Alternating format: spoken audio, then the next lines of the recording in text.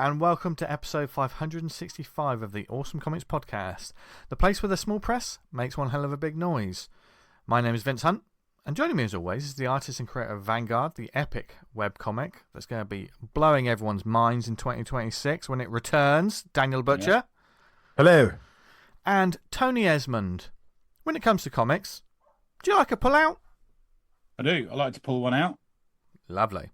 In terms of, but in like gimmicks and stuff, are you one for, how do you feel about gimmick comics? Because gimmicks with covers and things like that. Well, you got and I don't necessarily mean the print quality, but you know when they have like posters, die cut covers. I grew up in the land of British comics where there were little free gifts or stickers or badges or stuff on the front of comics. Yeah, now it's just bags with loads of shit in it. No, it's just shite. But getting a sweet on the front of a fucking comic back in the day, was like double bubble. Yeah, I've still got my Daredevil's badge from the front of that and all that sort of thing. And there was, famously. There's one of those things. I know some people like collectors and stuff. They like things to be pristine or still have the toy or whatever on it. But if I'm at a comic mart and I buy an old issue of Eagle or something like that, and I see the space where the suite or whatever was taken off, I almost love it more because it's like I know that back in the day some kid loved that. Do you know what I mean? Do you remember when we had a dinner with Pat on the 40th anniversary of 2000 AD? And do you remember he said he'd had a dream about the space spinner being thrown around and cutting people's heads off? Do you remember that? Isn't that cool? Like Grell. That is cool. Yeah. Grell. Did they ever make a comic of Great Grell? reference. Yeah, isn't there a Marvel kind of movie adaptation? Of course, there was always a Marvel movie adaptation. There was an arcade game of fucking Grell, which is terrible. Okay. Wow. Marvel adapted 2010, which is a fucking hard movie to adapt because fuck all happens. Oh God, yeah. Wow. Yeah. No adapted fucking Rollerball. Right there. Oh, it's right there for all of us. And we are right here for all you lovely listeners this week to talk about comics and in general. And we're just going to get stuck straight into it. We've got some stuff to talk about on the other side of the interview and some great comics recommendations to talk about. But obviously after, is this one of the quickest turnarounds, Tony, from comic to guest? Since last time? Yeah, I think last week we talked. You recommended a fantastic book, and now we're talking to the creator. We had a wonderful chat with Jared Sarnie of The Machine Is Broken about his work. It is a great chat that we get stuck into. But first, before you do, obviously because of the topics within this book, naturally there is a sort of a warning here. There is discussions of euthanasia and the topic of suicide, assisted suicide, and the likes. So if that is upsetting, that will be upsetting for some out there. So going forward, bear that in mind. Yeah. So totally understandable. It's not dealt with in a very dark way in the interview because he's a funny guy. But yeah. And it's the interview is well worth checking out because it was great fun and we had fun. I'll tell you what. Should we let the listeners listen to it now? Yeah. Okay then. Last week there was a lot of discussion about a wonderful new book that dropped onto our radars via one Tony Esmond, who recommended it. Well, I didn't make it, but I got it. No, didn't make it, but yeah, you certainly got us hooked on it. That book was The Machine Is Broken. And we've only gone and gotten its creator, the renowned graphic novelist, Jared Sarnie, to join us this week. Welcome to the show, Jared. Oh my gosh. Oh my goodness gracious. Thank you for having me. It's a pleasure, dude. Okay. Yeah, it's I gotta nice figure when this out happens, what my persona is. Work it out. Yeah, because basically, now that I know we're recording, I'm going to enter even secondary stage of intense yapping and just immediately derail things. But I'm only ever on Zoom calls for job interviews, so I'm stuck between like two Where do you see different... yourself in 5 years? Occasionally we can drop in a question like that if it makes you more comfortable. Yeah. Well, I feel like my personality has been like completely like bifurcated by capitalism, basically. I'm saying capitalism right off the bat to try to seem impressive. Where I have like, oh, I'm silly, I'm yuppie, I'm crazy, oh, I'm so ADHD, ha ha ha, real me. But then there's also like, hello, hello there. Like I'm basically like switch sexualities completely. I I guess I'm technically Interesting. bisexual, so I can say these things, but not really. But I'm bisexual for attention. So my professional environment is just fully. I go full gay. But I'm gonna be straight for this. I'm gonna be straight. One for this. question Anyways, we've asked him one question. Yeah. That's gone all right. Yeah. That's gone all right. All we said was welcome to the show. I love though that we're getting you now at the beginning of the creation of the persona. You know, yes. we can honestly say it's like a genesis. Yeah. I remember Amazing Fantasy 15. This is what we are. Yeah.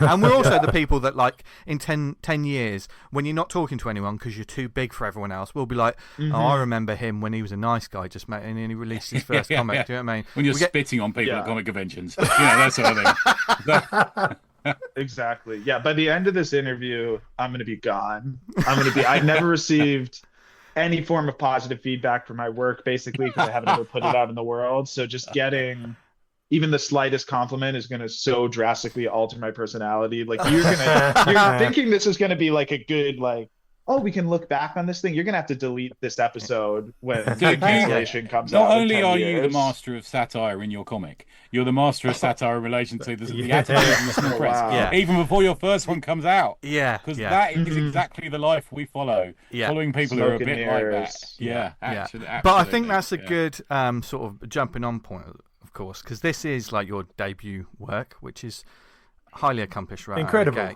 Massively accomplished. We were just saying, for the first, right, calm down. For the first bit of work, Jared, it is genuinely really good, man. We are really impressed with it. It's really good. Oh, incredible. Thank you so much. That's our pleasure, so mate. nice. Our pleasure. Oh, I'm embarrassed. Yeah. We're going to embarrass you for the whole hour. But also, we want to find out more about how this book came to be. So, you know, what started you on this process of, like, what made you want to make comics? Yeah. Oh my gosh. Wow. Okay. Let me just give you my entire life story, and then you just interject. I can put my feet up. You carry on. Okay. We don't really edit, so just go ahead. Yeah. When I look at old home videos of myself as a child, I'm like, am I special needs? Maybe and then I was so withdrawn, and I don't even mean that in I'm not saying that to be edgy, but I had to get tested for I think it was a audio processing disorder, because I was just so in my own little world and so completely antisocial. Now you can't get me to shut up. But I remember, I like that you asked me about comics, and then I'm like, here's my medical history. My kindergarten teacher had to make, you know that book Brown Bear, what do you see? That little children's book. It's basically a brown bear, and then he sees he sees a goose or something, and then it just goes through a bunch of different stuff. They had to make that of all of my classmates' names because I just didn't know who anybody was. I don't know why. So something was up with me. Yeah. I don't know what was going on. So then I was really just withdrawn and really into Legos, would just play Lego all day. And then I was okay, I'm really into Legos. I'm going to become an engineer. That's going to be my path. I'm going to be a super smart engineering guy. And then in sixth grade, we're doing the whole life story here. We're going through the whole thing. So we start stage one, ambiguously special needs. Stage two, Lego. Stage three, I decide I'm going to become an engineer. I submit to this thing called Doodle for Google, which is I don't know if they're still doing it, but it's a nationally held competition by Google to do you know how for holidays and stuff they do the little designs. Yes. So the artists who do that hold this competition where kids from all across the country submit to that thing, and then the top 40 kiddos go to Google headquarters, and it was a thing. So I submitted to that, and I made this whole thing I want to be an engineer when I grow up. That's going to be my cool thing. And it was Google had gears and stuff. And then I went there and met the Doodle for Googlers. It was very exciting. It was in sixth grade. They gave me a Wacom tablet. And then this is my like which was sick. The little one that doesn't even like have a screen. Mm. But that was basically like, and I just started reading comics at that point. I lived down the street from a Borders, which do you guys have Borders in the UK? Yeah. We used to. Yeah, or not anymore. So I got should probably have it. Well, I won't show it because this is an audio podcast. But I got the Marvel Essentials of the original Stan Lee, Steve Ditko Spider-Man run. So I just read that. I went to this big art thing. I was given this art supplies. And at that exact same time, I realized I was actually way too stupid to be an engineer. Cannot do math. That became very, very clear. So that was the point where I'm like, okay, I'm shifting from withdrawn, like one type of nerd to becoming withdrawn comic book and art nerd. And then I've just been drawing digitally and otherwise ever since, and that's my entire life story. Thank you. So what was it about that? What was it about that sort of essential sort of thing? That's Steve Ditko, yeah, that got you sort of, because there is that language of comics as well, isn't there? The storytelling. Yeah. Well, I mean, I feel like if there's like a good like place to like start with comics, like the original run of Spider-Man is probably like as good as any. And I was like so young at that time when I was reading it that I was like, this is real life. I'm Spider-Man. This is like Gwen Stacy is my girlfriend. Like we are in love. And I think like specifically like with Ditko and then later like Ramita, like those are just like super great like foundational artists that like later in life, like reading like 8-Ball or something, like Ditko gives you so much more of like an appreciation of what they're like drawing from there. I was just like, this is neat. I like it. In one way, Ditko is a little bit old-fashioned, isn't he, for some people? But when you look at it in comparison to someone like Klaus, then you realize, no, he's not old-fashioned. No. Not at all. Yeah. Interesting. Yeah, so and always like. No. Yeah, sorry, no, I don't know what I was going to say. You say your thing.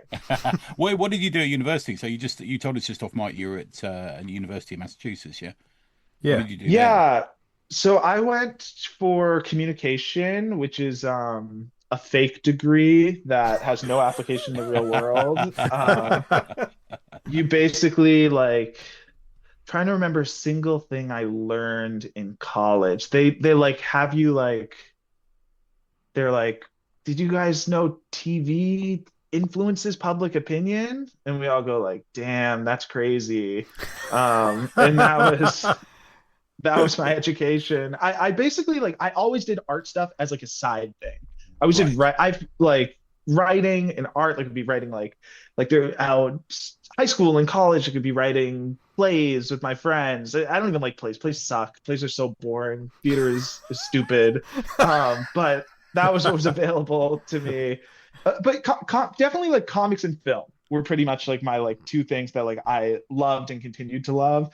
But like both were like inaccessible to me. Film, because like to make something that looks halfway decent is like so impossible, especially when you're a kid. It just like the distance between your taste and your ability is so vast in that. And like that's kind of what drew me to like playwriting, because if you don't have a set or good costumes or anything or single prop in a play, that's just acceptable. The suspension of disbelief is so high. In a film, it's like, this is shit. And then for me, like comics are in theory accessible, but I just like fully lacked the confidence in my drawing ability to actually go and do it until like very recently.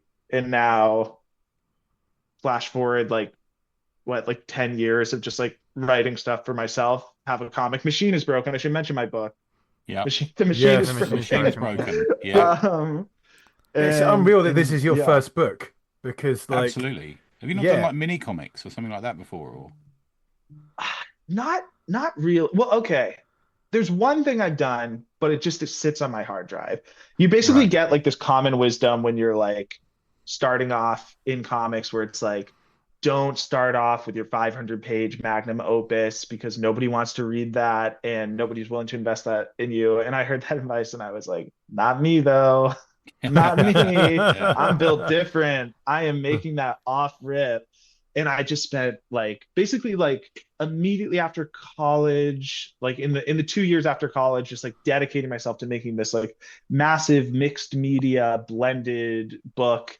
And I was like, this is so sick. Everybody's going to love this. I submitted it to every single person in the world. Everyone was like, no, we do not want this. But in a lot of ways, like that project was kind of like my gestational period and like my art school where this gets to be now my first thing that I put out into the world. And I can kind of come off the bat swinging. That's not a phrase because you always swing with the bat. You have to put in the hours, right? Like you kind of learn lessons from that you're not going to learn in a classroom. You're just like working. Yeah. How long was that? How long was that particular project? Was that the one previous one that's on the hard drive? How many pages was it? That was like 500 pages, but not all of comics because it was like blended, some illustration, some prose. It was basically like, which I think is definitely reflected within The Machine is Broken, in terms of the kind of extremely ADHD multifaceted style of it, where I was just like, let me truly put it out, every single thing I could possibly do in terms of form and writing and photography and everything. So it's longer, but like probably in terms of like the amount of actual like drawing in The Machine is Broken, even though it's like probably a tenth of the size, is similar just because it's way denser. Same amount of art, yeah. Yeah. Did you want to go on, T?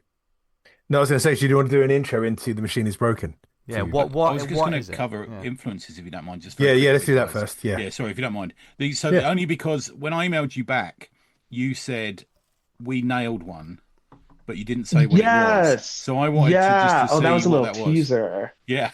So you mentioned and I don't want to even say specifically what it is because it's later in the book, but David Mack. I was so like blew me away. His run with like there's like a 5-issue run in Bendis's Daredevil. Oh yeah, is it who's the deaf one? Echo. He does Echo that he wrote, which is also great. But the thing that I read that like really, really connected with me, again, probably like when I was high school, I feel like so many, if we talk about influences, it's like the stuff that when you're like young, like really just like blows your mind.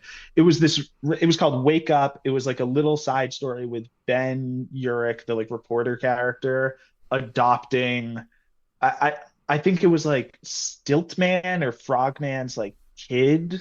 But the book like blends like these childish drawings of the like child with like David Mack's incredibly like painterly mixed media style. And it was just like the range of styles that he employed within that one book was really influential to me. Oh, nice. Yeah, you can see that in one page with the shapes around the head. It really, really... Absolutely. Yeah. Brilliant. Sorry, Dan, I interrupted your question. No. I was just saying about like, would you want to give kind of listeners a bit of a rundown on Machine is Broken? From you, what do you consider The Machine is Broken to be about, Jared? Ooh, I can't say. I gotta be mysterious. I do like that. I do like that you don't answer questions. There's so much unexplained purposely. Is my reading of The Machine is Broken. Yes. You don't take sides. You don't talk about origins really, of her, of why and stuff. Yeah, is that? I mean, is it? People go back and listen to the review last week, and you'll get a little intro of the story. But is it? Well, the premise for those the essential premise to start us off with, someone has gone to Switzerland. Oh, I thought you meant what it's about, like. Oh no! What's the just the basic premise? I can say the premise. Back of the DVD box. The back of the DVD box. Yeah. Oh, okay. And not just you dressed as Ronald McDonald. Yeah. Yes. Okay, that I can give. So, The Machine is Broken follows a young woman named Lux who is traveling to Zurich to use the world's first ever self-serve, fully automated, high-tech euthanasia device. And she brings her mom and she brings her sister very begrudgingly, and she gets into the machine. It fills with gas. She's waving goodbye. Everything starts to go black. These are the very last moments of her life. And then the machine immediately fucking breaks. Yeah. And a guy with a big old plumber's ass walks out, and he's like, yeah, he's in Zurich, so he definitely doesn't have this accent, but in my head he does. And you know what? I'm the author, damn it. So he does have this accent. Yeah. If you're reading the book, he canonically has this accent. He's like, yeah, the valves broke. Custom ordered out of Korea, gonna take 2 weeks to get it in. Yeah, you're stuck here. And then the rest of the book is a lot of I can't even that I can't say. Yeah, you got to buy it. You got to purchase the book. Because to me, for anyone else who would go and write a book about assisted suicide, they might have the getting in the machine on the last page, but you kind of start with it in the first part of the book. Is that how it sort of formed in your head? You want that to fail and to us to discover and investigate the fallout. It's the beginning of the journey rather than the end. Yeah, definitely. I think like those first few pages of the book, where I feel like, I like a lot of like writers, like I go on walks and you just like ruminate on ideas and just certain things pop in your head and half of them are garbage and some of them stick with you. But like that pretty much opening sequence of the book with the machine breaking just kind of appeared fully formed in my head as like a little vignette up to the person waiting in line to use the machine next, walking in and all the awkwardness that ensues in that. And I just like was struck by I thought it was funny. It was basically almost like a sketch. And then I just kind of built from there. And there's so much satire in it as well. We won't exactly try and get you to put your finger on who characters are and what they are, but it's massively satirical for at least one person. Is that right? Yeah, absolutely. I feel like stylistically, like in terms of the visual style, and then this ties into the writing, like one of the biggest influences on the book beyond any single artist or comic is the internet, and that's portrayed in very direct ways where we have like the representation of screens recurring throughout the book, but more so like the way that I think everybody consumes media nowadays is through this feed of completely disparate mediums, styles, and tones, just one after another in a reel.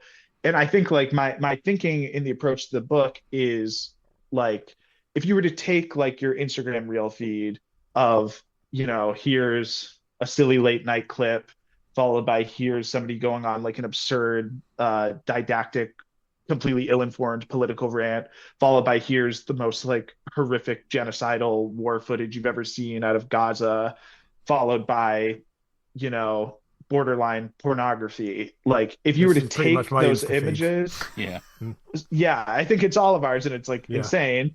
But if you were to take those images, instead of presenting them one by one through the window of the phone, and you were just to lay them out and put them on a page, and those individual, borders became panels, like that's basically the book. That like stark juxtaposition of this extremely dark, subject matter that should be treated in sensitivity, like with sensitivity. Like there is no vacuum to treat these subjects with sensitivity with anymore. Like they just exist next to like the stupidest banalities of life and the silliest bullshit. And like that's just making like kind of a cool commentary on the world we live in, I guess. Yeah, you're right. Like, so you've got that sort of bleakness, sort of compared to the sort of machine gun of ridiculous narratives that come out the sister's mouth.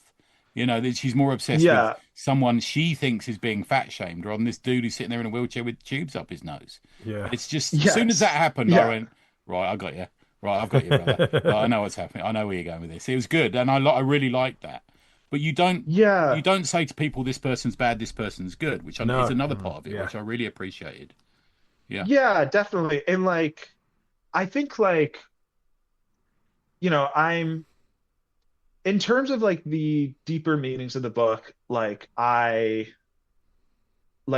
hugely influenced by David Lynch, and I think that's apparent if you read the book. And he like just famously, like, people will ask him a question and they'll be like, explain that, and he'll be like, no, I won't. Terrible Lynch impression. I love that bit of direction of his, which is he's famous for a direction, do it again and make it good.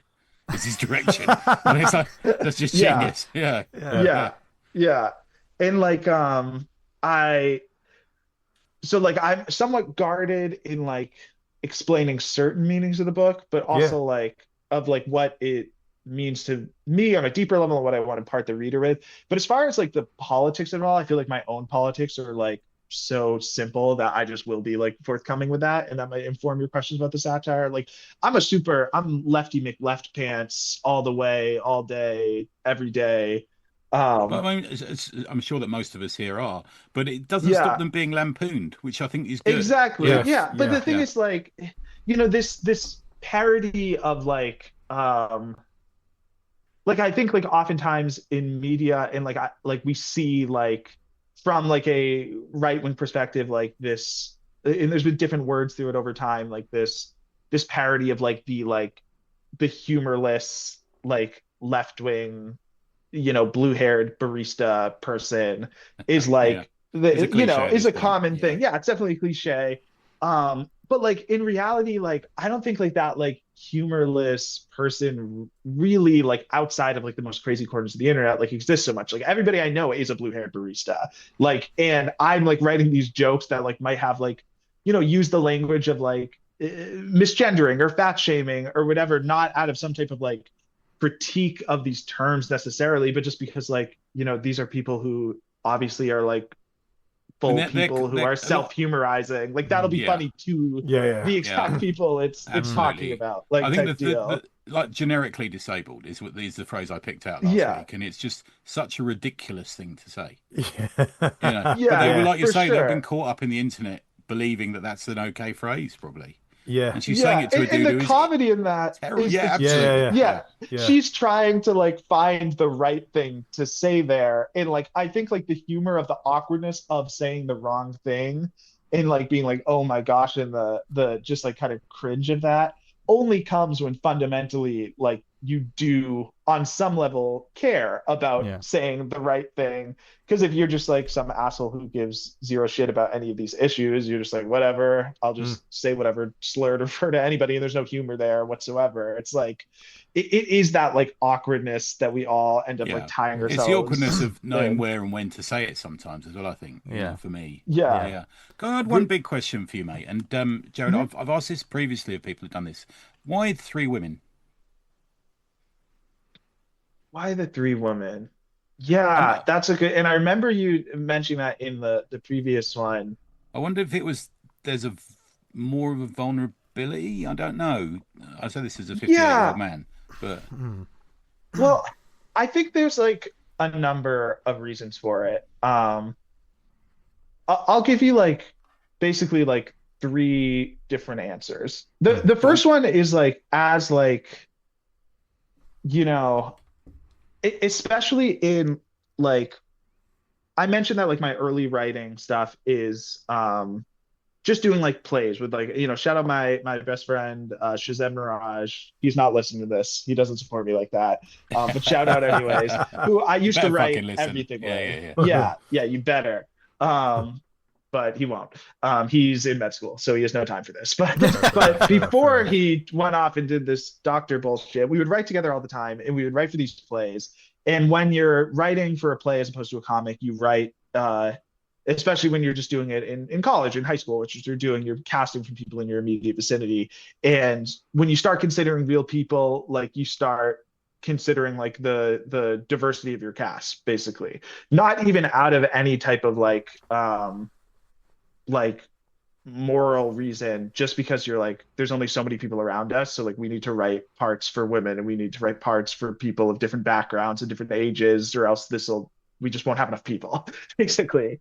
So that kind of like built in a tendency for me to notice that, just like as like a super young writer and as like a young boy writer, like you just default everybody to being a guy, or at least I did, and I think that's very common.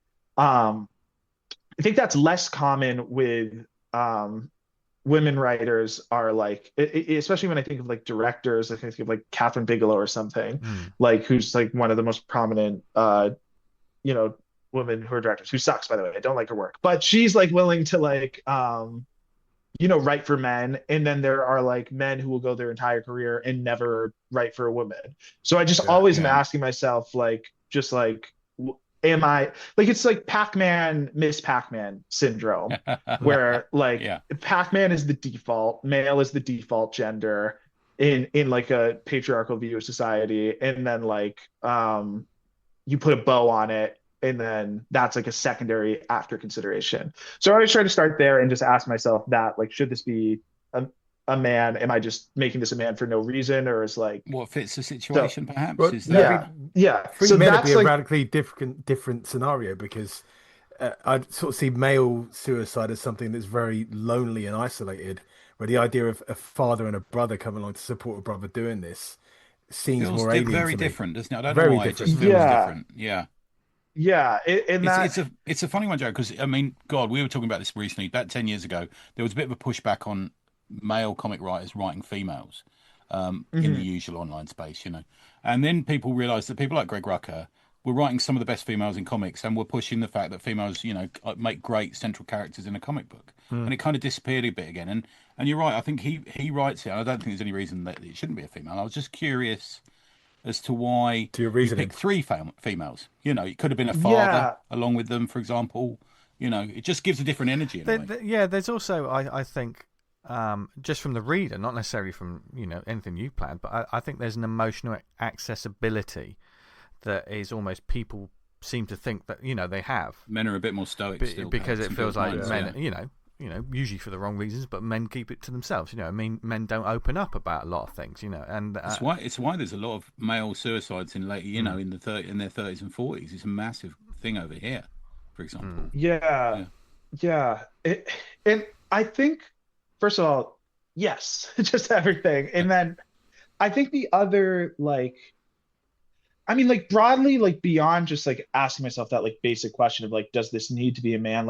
I just I don't think it needs to be either. I was just curious why you chose it. Or no, but that's something I asked in myself. It is I think a huge influence on this book, and this will be some insight in terms of also where the names of these characters are plucked from, is both the film and the novel The Virgin Suicides. Which I get you. Yeah. Anybody watched? Anybody read? No, I'm familiar with that. I have. Yeah. Okay. Yeah. So Coppola, isn't it? Sophia Coppola. Is that right?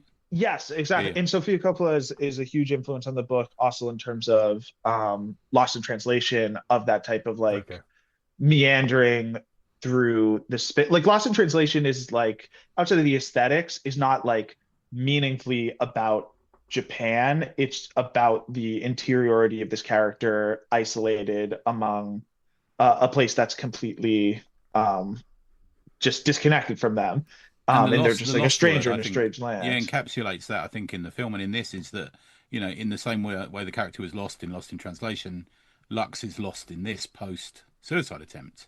Exactly, yeah. And, is just in this, she's outside of her immediate family where she's with. She's completely alone in this environment.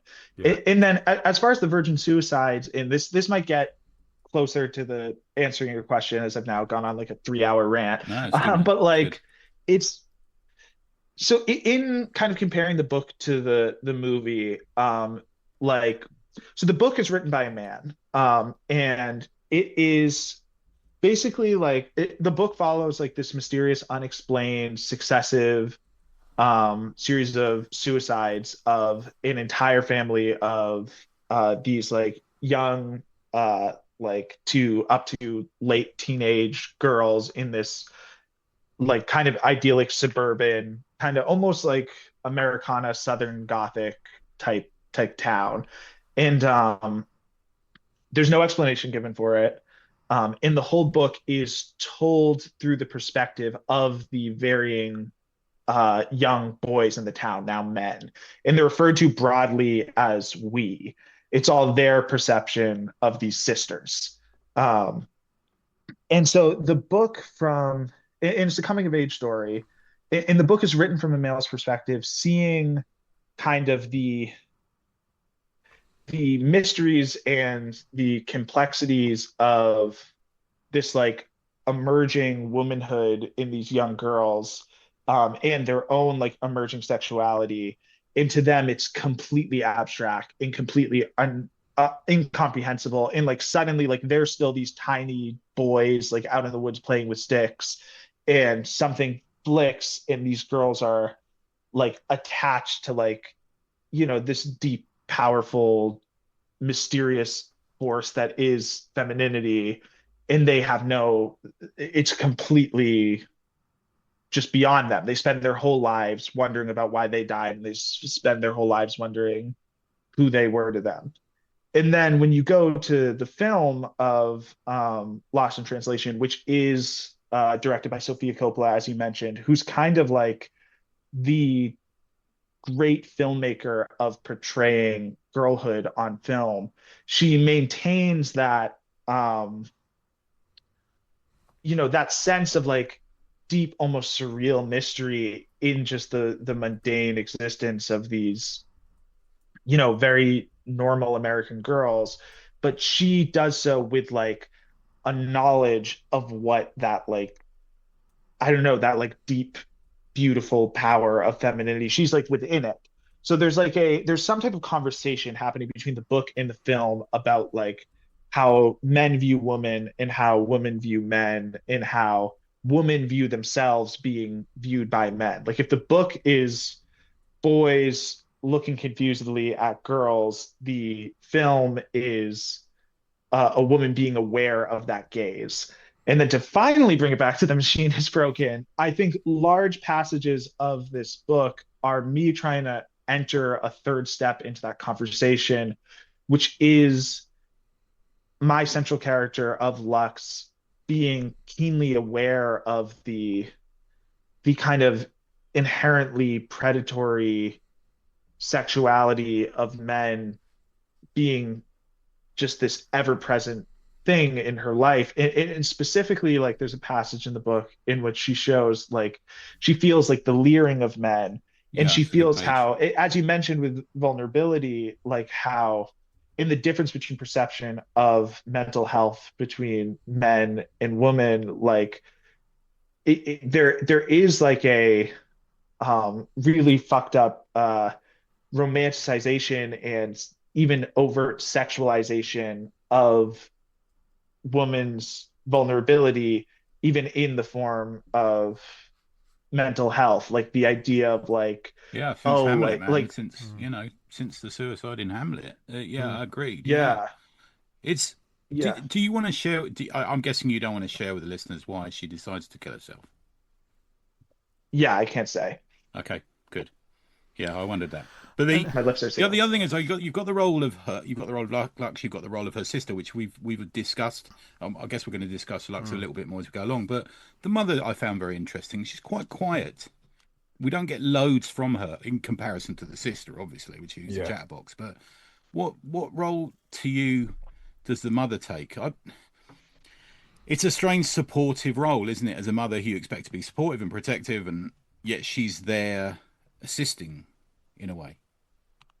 No, that's a good question. I mean, I think in some level, like, I mean, the premise of the book of having like the whole family being just there being supportive is not like strictly realistic necessarily. I don't know if that would really happen, but maybe, who knows? It's as I said, just to quickly interject there, Jared, it's really interesting in the UK at the moment because the law of assisted dying is going through Parliament. It's been voted for in the Commons. It's been rejected slightly agreed with changes by the House of Lords, and now it's going backwards and forwards. So we're in the situation where it might well come into law any minute here. It's a funny time, and what I really liked about your book, if you on a slightly different subject, is the fact that you don't agree or disagree with it. In there, you just tell your story. Yeah, am I right there?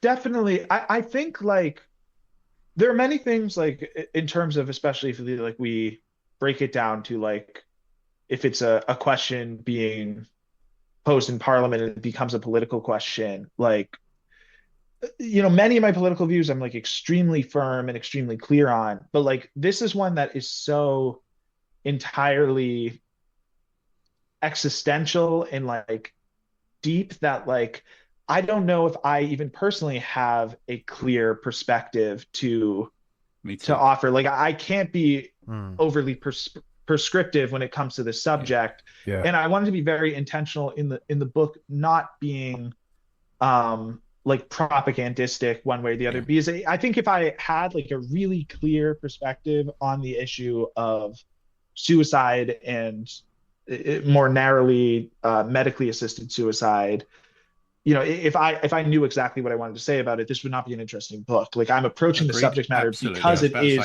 challenging. It's very challenging to me. But the thing is like that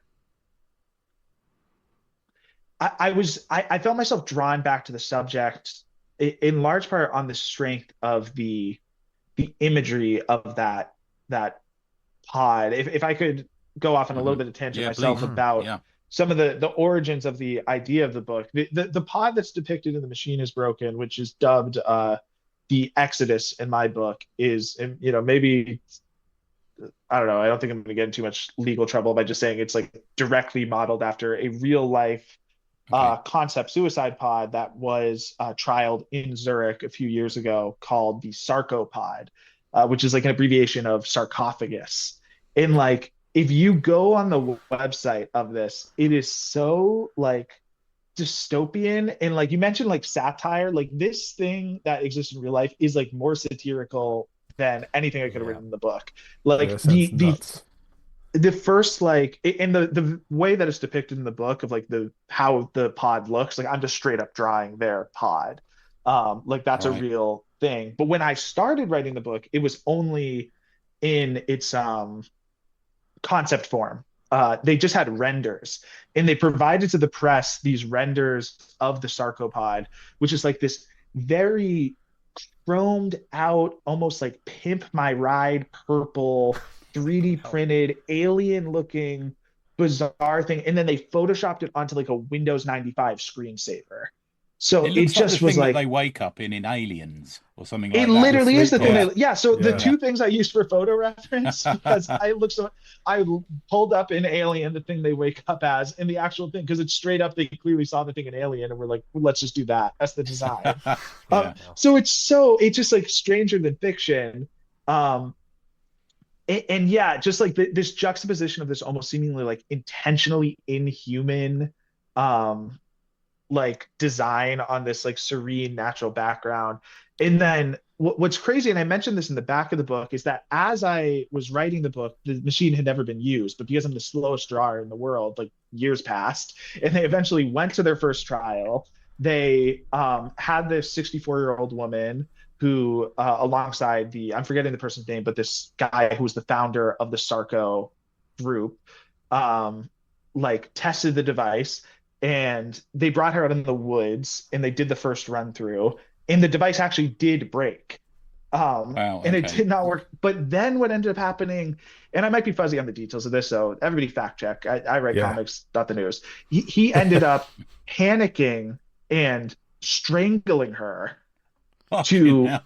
Which is crazy and way more interesting than what I wrote. The actual story that ended up happening was like low-key a way better story. I mean, not if you're buying the book. The book's the best book ever. Buy the book.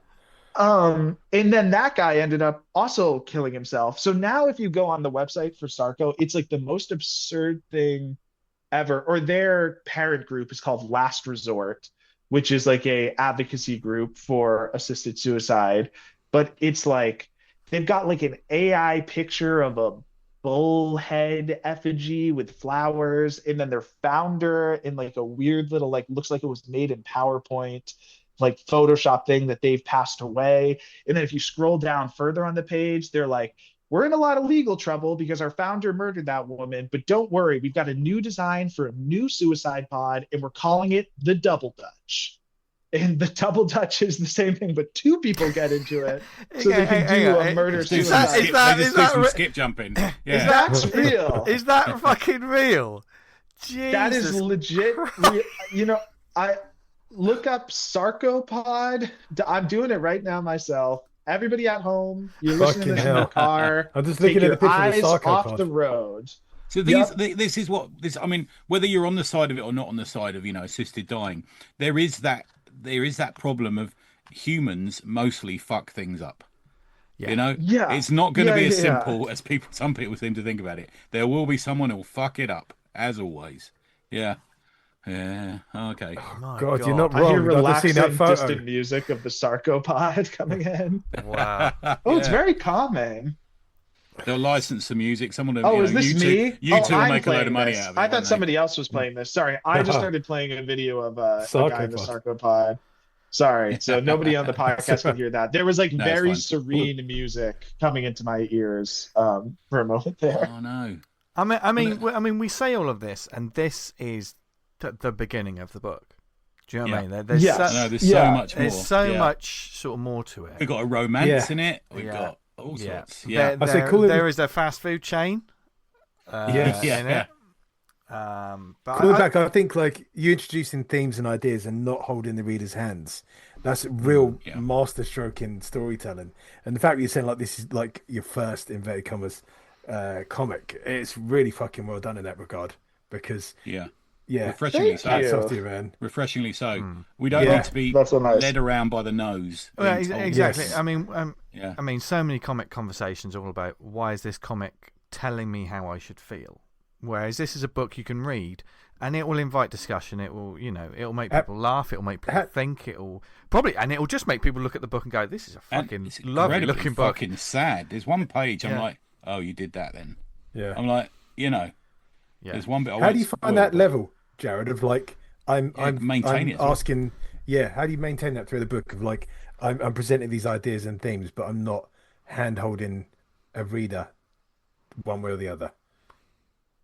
Yeah, that's a great question, and it's such a complimentary question. You guys are so nice. I'm so embarrassed. Yeah. Don't believe the rumors.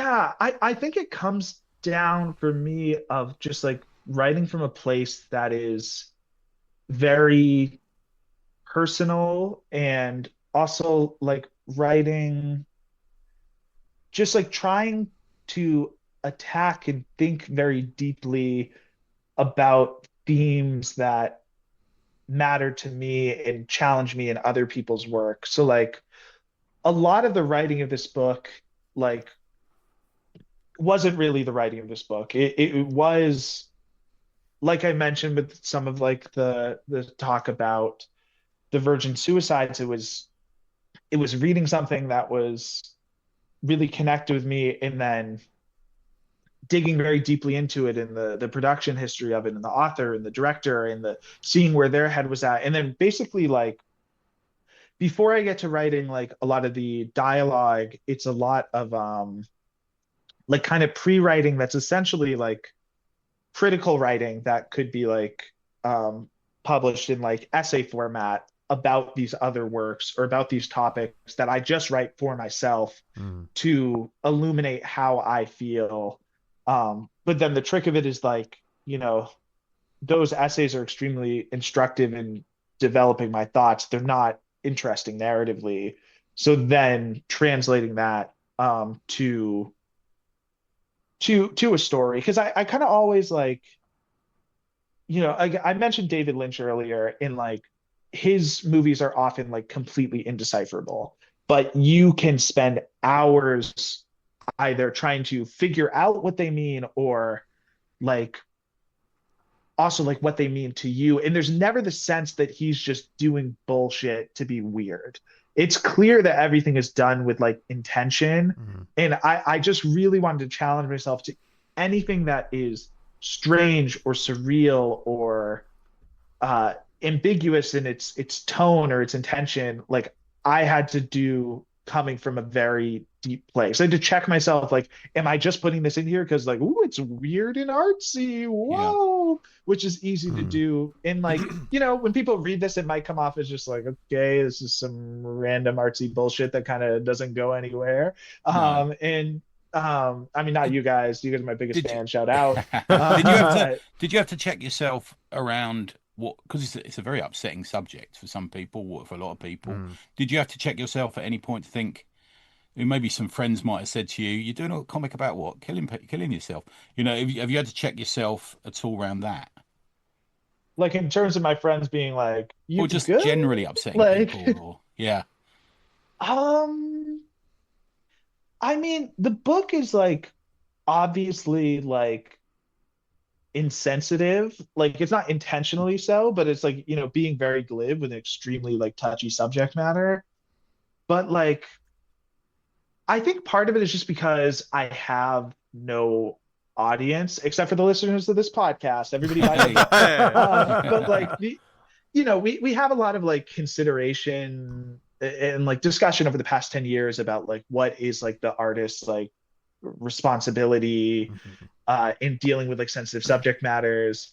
In like I remember when I was in high school, the TV show 13 Reasons Why came out, which is directly about a teen suicide.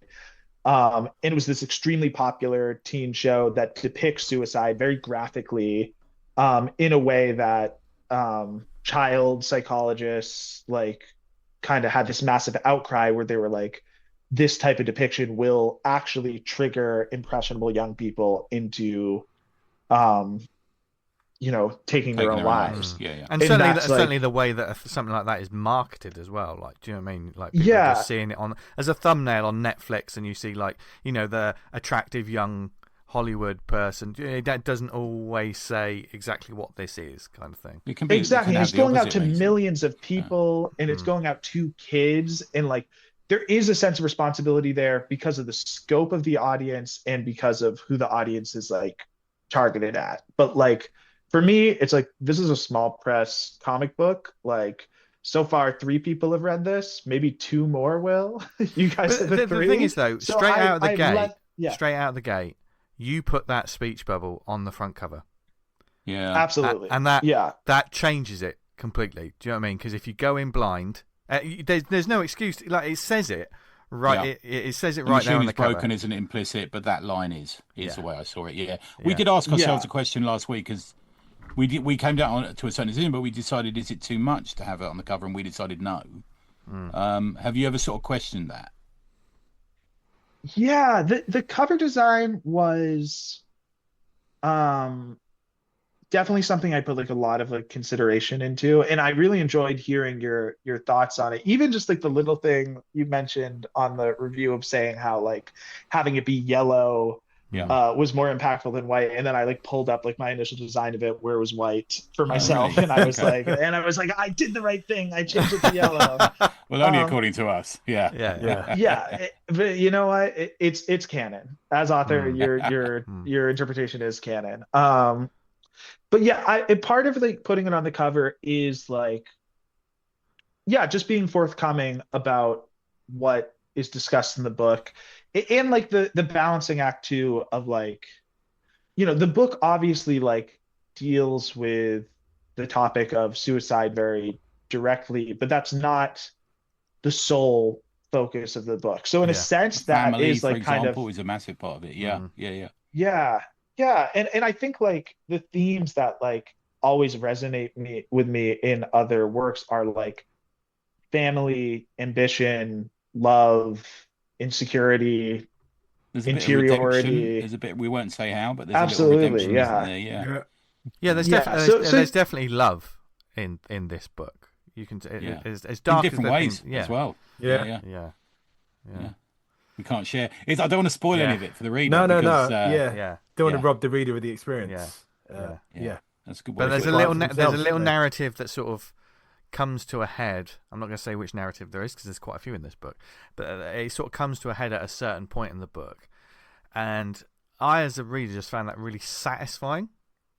When this moment sort of happens, because of the work you put in. I think I know which one you mean. Yeah. I actually don't think I know which one. What happens if I type it in the chat? Let's use code in Type it in the chat. I will type it in the chat. Okay. Yeah. Okay. But carry. This is a secret message that no listener will ever hear. But carry on talking. Carry on vamping. I can't do two I'm things just so at once. I'm a excited man. to see the message. Can I ask one question? Is obviously as a writer, you've had a lot of subjects go through your head, but you chose this one to go with. How was it pitching it? So I guess you pitched it to this small press company, have you? Or Yeah. So the pitch process was I actually developed the first few pages of the book, which is basically just like that initial opening scene leading up to when they go to McDonald's. Spoilers: there's a McDonald's in the book. Everybody still buy the book, even though I've ruined it for you. Litigious. And so I'm in Massachusetts, and I think I'm remembering this correctly. There's the Massachusetts Independent Comic Expo is like our version of SPX. It's like a small press comics expo that's been going for a few years. And I had attended that the year before, and it was very inspirational to me to see everybody. It was kind of my introduction to like the really small press world, like beyond just like indie, but like truly like the stuff that you guys cover. And so they were accepting submissions. I had no work, but I was like, maybe I can make something like really, really short form to submit to this. And I had this idea in the back of my head for a while, having read about the sarcopod and just having had this one scene. And I was like, let me just put that together, make a pitch packet with the first like 6 or so pages, just as a challenge for myself to make it like relatively like quickly. And I submitted that to Mice and just got rejected. They said, no, thank you. But then which ended up being fine because I was like, there was no way I was going to be able to finish this comic for Mice. And also shout out Mice, super well organized event, really nice people. If you're in the Massachusetts area or anywhere close to it, you definitely should go. And I'm seeing this chat message, which I'm excited to get back to as well. That's a secret message that the listeners will never know. Listeners, if you're feeling FOMO about this message, please take out your phones, pre-order the book, go to asteriskbooks.com. I'll give the plugs at the end. Send Jared a $5 and he will tell you. I developed yes, exactly. So and then I was like, oh wait, like I just have a pitch document now. And I was getting to the point where I was submitting this other book that I mentioned, just getting rejected. I'm trying to figure out how to close chat now. Okay, do it. So then I was like, maybe this smaller pitch might be something that's more appealing to publishers. So I submitted my big other book to Eric Reynolds. I found his email, Eric Reynolds at Fantagraphics, who's the VP, based off the recommendation of this graphic memoirist named Natalie Norris, who has this extremely harrowing and intense but beautifully done memoir called Dear Minnie, which, honestly, don't even get my book. Go out and buy Dear Minnie. It's amazing. But trigger warning to everything that could possibly be trigger warnings for that book. I met her at Mice. She had recommended I reach out to Eric Reynolds. I sent him my big 500-page book thing, and I titled the email like, this is the most important email you'll ever read and the best submission you'll ever get. And I had talked to Natalie, and I'm also talking about Natalie like I know her. We had this one conversation and then we're spoke again. So I hope I'm not misrepresenting her, but she was super nice. And she said that Noah Van Sciver had like just submitted to Eric Reynolds, and just got rejected. And eventually he broke through. So I like subtitled my email, The Noah Van Sciver Method, and sent that to Eric Reynolds. And he was like, yeah, I'm not publishing this, but in a very nice way. He was actually extremely supportive, and that like put like a battery in my back. So then I was like, okay, like I anticipated that you would reject my big book. Here's my second book. And I then submitted The Machine is Broken to him. And he was like, huh. He was like, this is slightly better. Still don't want to publish it. But then I was like, okay, I've got the pitch. I've submitted to a publisher. I can do this. I'm going to submit this around. And then I came to Fieldmouse, just blind submitted to them without knowing. And they liked it. And shout out Fieldmouse Press. And that's local to that's you, my long. They're not. I just submitted via email. They're in California. I'm in Massachusetts, so two total opposite sides of the country. But they liked it. They liked the pitch. It fit their sense of humor, and then we were off to the races. And that was like so exciting. And I'm still thrilled about it. Just that they're the first people ever to take a chance on my work, and the first people who have read my work who's not like just a friend I'm showing it to. So it was this really like scary and challenging experience. I worked with Rob Clough, who's the editor there, who's also like great critic of indie comics and comics broadly. And he like we would meet and he'd help me like shape this and like give like both like subjective feedback that was really instructive, but also just like really like direct, more objective knowledge of just like, you need to make this font size slightly like bigger, or like this is in this color red, like that's going to color separate in a weird way. You need to darken this by 10% so it reads better in print. I'm like, never would have known that. So just super smart guy who's so helpful. I do love it when an editor takes that role. It's missing these days a lot, where an editor helps you shape it and gives you advice. I think that's the job of an editor to a certain extent. Yeah, really is. We don't get it enough. It's just editors seem to think it's a bit of a sausage factory. They look at it, make sure it's spelt right, and pass it on to the designer. Yeah, no. Sometimes they don't even do that. Yeah. No, Rob was like, it was my first experience working with an editor, but like invaluable, like supportive in me going off in like these bizarre random other directions. And I made the book out of sequence. I had a very loose outline, but never a script. It would draw and write as I went, like back and forth these different pages, and he just like kept up with my like random diversions, and so it like kept it all together. Like shout out Rob. There's a real variety of, for those that haven't seen it, there's a real variety of style in it. You use collage, use photograph, use more realistic style drawing, use sort of quite strong cartooning, as if it was a Sunday funny almost at some points. It's the sequence with the sister and the old man. When you explain your philosophy of the Instagram reel, that suddenly just clicked in to like, I get it. That's a huge influence on the style. And the other, like, I would say Jim Rugg is also like really blows my mind in the way he does a very similar thing. And he I think like it's also like, I think most cartoonists like really love looking at behind the scenes stuff of other cartoonists' work, and like seeing like artist editions and seeing the in-process drawing and like the sketching. And when you start to look at that, like you realize that like pretty much every single comics artist has a multimedia process.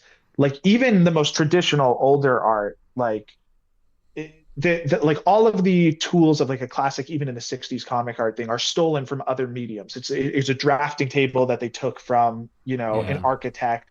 It's the lettering tools that are probably taken from some type of like, older illustration or design agency. It's like pens taken from other places, because like nobody cares about comics. So like there is no tools of the trade. Paste ups, all this sort of thing. Paste ups. I mean, paste ups are collage. Like, and like, it ultimately, like in a traditional comic workflow, all that texture and that layering in that variety of tools is then deliberately homogenized to create that like classic superhero, like I was mentioning earlier, the interview, John Romita consistency. But even now, like the variety of styles in a mainstream superhero book is, or the variety of methods rather, is extremely like diverse. Like they're often like drawing on paper, then coloring in a computer, using 3D modeling software for the backgrounds, like using photo reference that are like they're manipulating and collaging together to make a custom photo bash for themselves.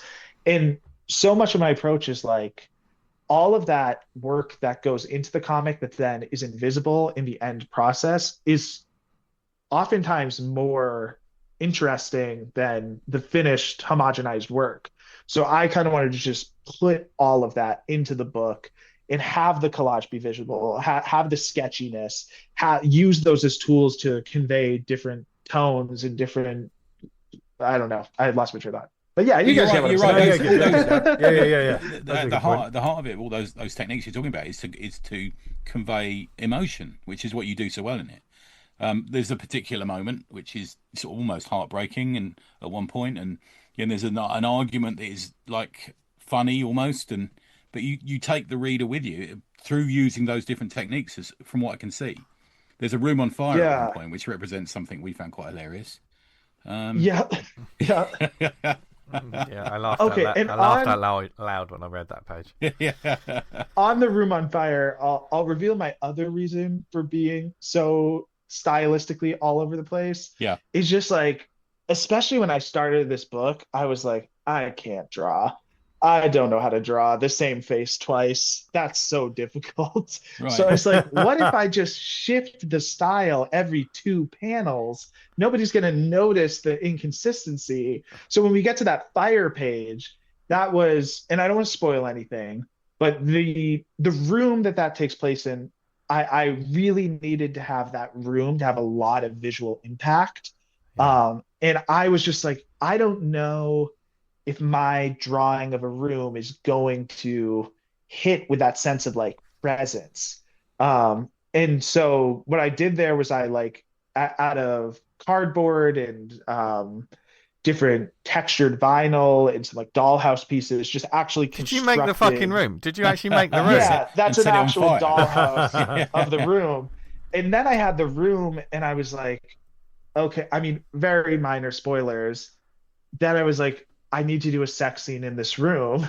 And I was like, I don't want to have like a super, super graphic sex scene because like my mom is going to read this and then I'll have to kill myself if she reads that and the book becomes a prophecy. So I was like, how could I represent that in a way that is a little more abstract? And then ultimately, I think led to something more powerful. So me and my dad, I went to my dad's house and he has like a little fire pit he made out of rocks and we just actually burned that dollhouse. That is so cool. Brilliant. That's awesome. Great. That is brilliant.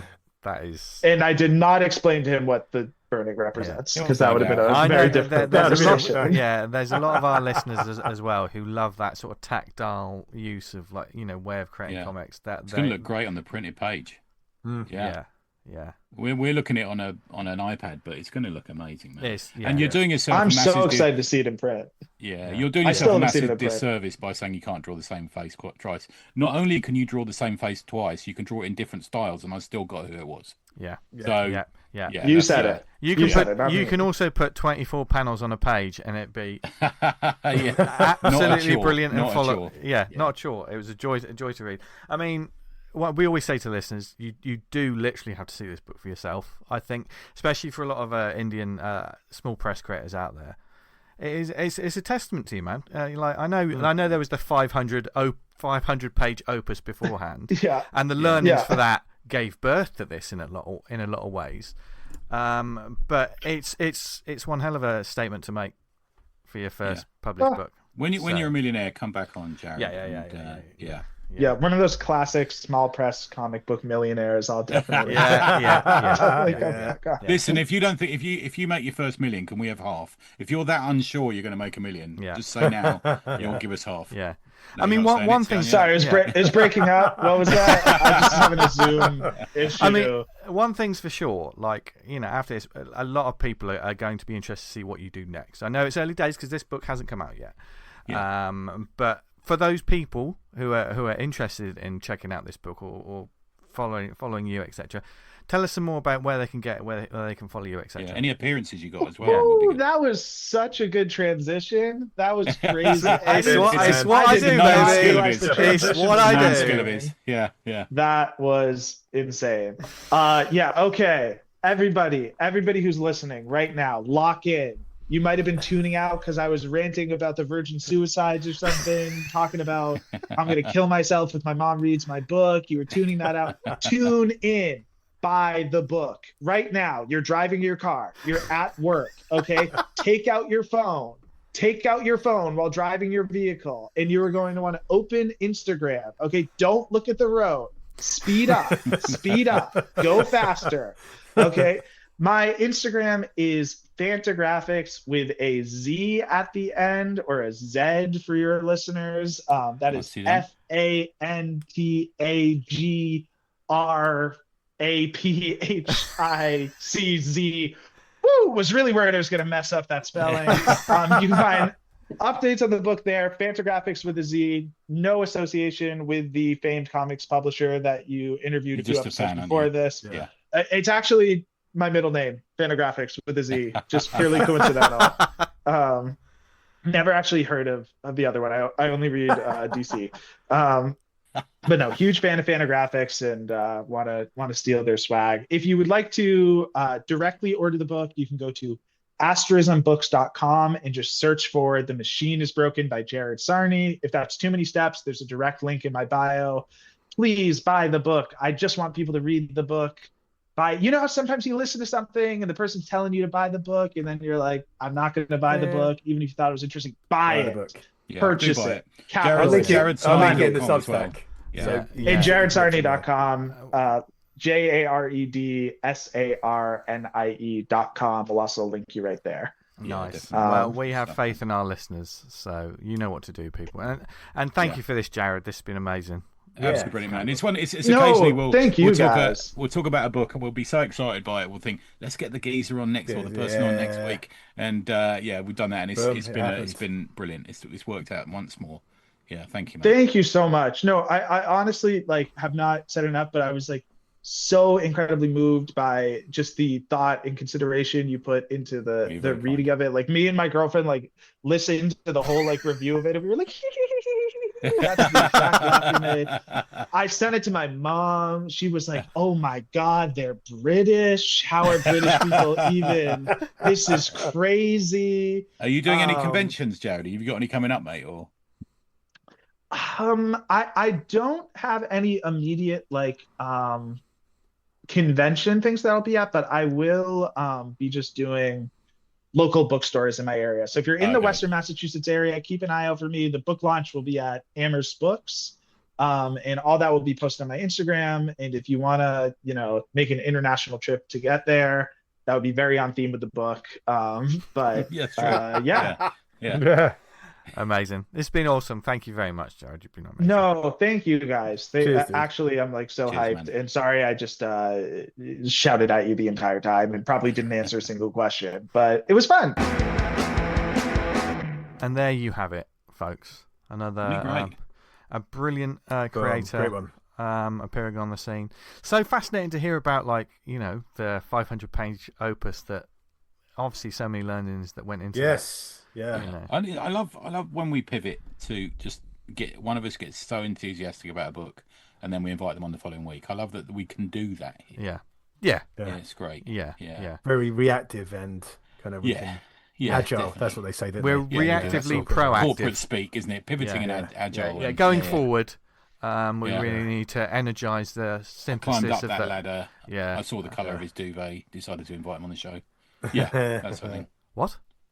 Anyway, yes. Hope you enjoyed that, folks. And speaking of things to enjoy upcoming, do we have any shout-outs this week, gents? Yeah. Yes. Tales from the City, Volume 1 is 44 pages and 8 short stories written by our buddy Dave Krater, with a list of 8 great artists who I'm sure he'll be telling us about soon. Its pre-launch is up and it should be dropping on the 1st of May, so any day now, onto Kickstarter, going back that. Bridlington is back, Sunday the 27th of September. Small press tables are free and it's still available. Go to Scaro, S-K-A-R-O, scaromedia@hotmail.com, and you can speak to Andy. He's top geezer, and he is trying to put, in his own words, comic back in Comic-Con, and you get a free table there. It's a lovely little small press area. I've done it a number of times. The Comic Mart is on the 10th of May. Come along. Johnny Cannon's going to be there. The famous man of Scottish comics will be there with me, and we're going to wander around. We only went and did another NIA podcast, Never Write Anything podcast. Have a look at that. Me and Eamon talked about the absolutely breathtakingly brilliant Ralph Steadman cartoonist. Go and listen to that. A lot of craft, a lot of intention, and a lot of research. South London Zine Fair is the 19th of July at Stanley Arts Centre, SE25 6AB in London, South East London. Free entry. There's communal tables. I think all the single tables are booked now, but there are communal tables where you can drop your comics off and they can be sold, or just attend. Just go along and have a look at it. Gareth Brooks is part of organising that, and he's a buddy of ours, top geezer. The Saint, with covers by Grell and Butcher. There's a double act. Yes. Hell yeah. And Danny Boy Butcher. I mean, that cover on many levels looks amazing. Looks amazing. Yeah. But I no hyperbole, Dan. Your colours are great on it. Yeah. Oh, cheers, dude. He should use you. Shout out to next you, Sable. He should be.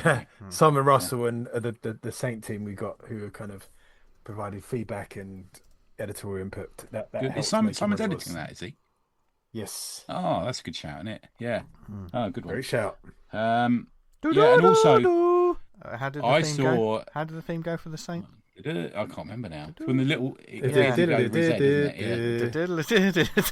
available on we just murdered that. Available on satellite channels somewhere as we speak. It seems to be shown. Forces TV probably. Yeah, that's the one. Yeah. I also saw a cover by someone else, a variant by someone else today, who shared it with me privately. So can't say who, can't say what it is, but I think you might know, Dan. Very exciting. Looked really good. So it's pre-launch page is up for that. From the Green Archer guys. Go and look up Green Archer, you'll find the pre-launch page. For that one, I think that's all I've got, guys. Nice. Dan, what have you got? Right, I'm starting off with Comic Cons as well. Comics Assemble, a democratic celebration of comics by creators. August 15th, 2026, Gloucestershire Leicester Centre. Do go check out comicsassemble.net for tickets, information about the venue, guests, exhibition, exhibitors, etc. Sabine Rich has been announced, hasn't she? I think she's the new announcement. I'm going to be at it with Tribute. Art 92 are going to be at it. There's going to be quite a few interesting people at it, I think, other than us. So look that one out. We've got Lawless, 9th and 10th of May, 2026, Doubletree Bell Hilton Hotel, Bristol, BS1 6NJ. We did a short chat with Sue a couple of weeks ago. You go check out what she said about the convention there. Kickstarter wise, we've got the Guys issue 8. The guys are back just in time to face the combined might of their deadliest foes, the Prober, Mindo, the Shifter, and the Huntsman. That's got 18 days to go. It's smashed its target. Do go check out that. I think you can get not only the guys but loads of the back issues. We've got The Gods and Monsters of Headgrave, 120-page alien conspiracy graphic novel by Jordan Thomas and Chris Matthews. That's now up for the launching soon, so you know when you can click the button and it tells you when the Kickstarter is launched. I've done that one. Looks good. I've done that too. So yeah, and that's me. Nice. So plenty of good stuff to check out, add to your wish list, and get ready for. Before we get on to the recommendations, we of course have to mention a sad bit of news this week. Indeed. With the passing of Barrie Tomlinson. So Tony, I mean, if you want to know about Barrie, go back and listen to episode 147. Yeah. But probably best remembered. Go on, mate. Go on. No, we had you had a lovely anecdote about sort of our first interaction with Barrie as part of the pod. Yeah, shall I start with that then? So Barrie, we'll talk a little bit about him in a second, but my own personal interaction was with him that leads into our interaction. Is he put on Twitter, is anyone near St Albans who wants a load of British annuals?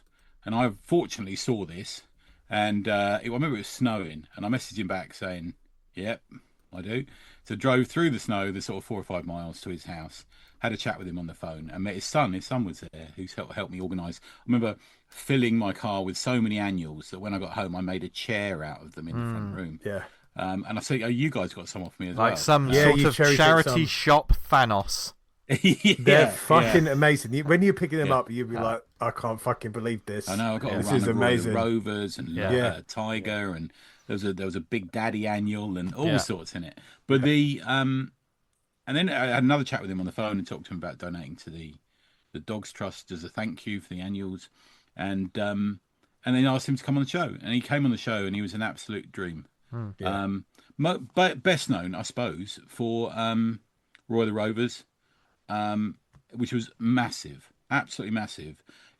Roy Race from Roy the Rovers grew from Tiger, and Roy the Rovers sold 300,000 issues a week. Imagine. Dreamt of numbers now. It's amazing. Yeah. It's. I dare. I said this to Eamon recently. I said I dare you to find someone who's in any area of comics, whether it be indie, small press, experimental, superhero, science fiction. Give them a copy of Roy the Rovers when you're stuck on a train, and they will enjoy it. It's such a one that's open to everyone. He was also one of the best publicists, I think, in comics. I do think we're all missing a trick, because he used to basically, you'd hear that, there's he wrote a couple of autobiographies which are really good. You can find them on Amazon, print on demand, and I read them both. And he would find out that Jeffrey Boycott was at the Oval or something, and he'd rush there with a cutout of Roy Race and get him to stand next to it. Or I wrote down a few people he was friends with, he became friends with. So Eric and Ernie, from Eric Morecambe and Ernie Wise, Peter Sellers featured in the nuts. comic. Yeah. Helle, Jeffrey Boycott, the Duke of Edinburgh wrote for Roy the Rovers. How mad is that? It's just incredible. That is fucking nuts. And he would rush round, and he spanned generations. So from stuff like Lion and Tiger in '61 through to Roy the Rovers, through to stuff that you guys, you're a bit younger than me, but New Eagle, Scream, Teenage Mutant Ninja Turtles. He wrote Death Wish with Vanyo, which I know you're a fan of, Vince. He wrote Survival with Jose Ortiz, which I'm a fan of, and I'm a fan of that artist. And then, when that ended, he wrote 6,000 strips of Scorer for the Daily Mirror. That's crazy. It's incredible. Yeah. He was responsible for creating Stormforce, which was one of my favorite. Of course. One of my favorite, and it continues to be one of my favorite comic strips of all time. So it's he was lovely when he came on here as well. I will be forever grateful. Yeah, for that. I know he was up there. I think he was 88, something like that. Yeah. I mean, I don't doubt it. I doubt it. I'll get there, but I wish I got to 88. Yeah. But he was still chatting to fans, and I think his wife said he really enjoyed interacting with his daughter. Really enjoyed interacting with fans and chatting to everyone. And I think it's a name. Well, to me, that more people should be talking about. I agree. Yeah, absolutely. Yeah. Because I know when some people when they post it, they say like a titan of UK comics, and it's absolutely right. Yeah. I mean, that was a bit of a Roy of the Rovers moment. It's still used by football commentators now. Yeah. For all of that, all the stuff he did. I mean, it's like our UK Stan Lee. Do you know what I mean? The way he sort of used the media as well and stuff like that. Yeah. That's a shortcut that some of our Atlantic, our people across the world may know. That for UK sort of weekly comics and stuff like that, it was a hugely sort of important. It's like a massive frontman for it. The whole thing, trying to and I think forgotten because so many, forgive me for saying this, some of the readers out there, when people think about UK comics, they think, oh, it's 2000 AD, and sometimes those sort of readers, sometimes readers of those sort of books look down on like some of the weeklies, or just be like, oh, that's not proper comics because it was weekly or this, that, and the other. I'm sorry, when I'm an 8-year-old kid, I don't care about all of that fucking prejudice or gatekeeping or whatever it was. This is foundational to who I am as a comics reader. Some of those works he worked with are some of the best art in British comics ever. Absolutely. Yeah, absolutely. I mean, there's just things that make me smile about Roy the Rovers. Do you remember when they did Who Shot Roy Race at one point? So after J.R. Ewing got shot, they did that in the comics. Yeah. And then they had special strikers on. They introduced new members of the team.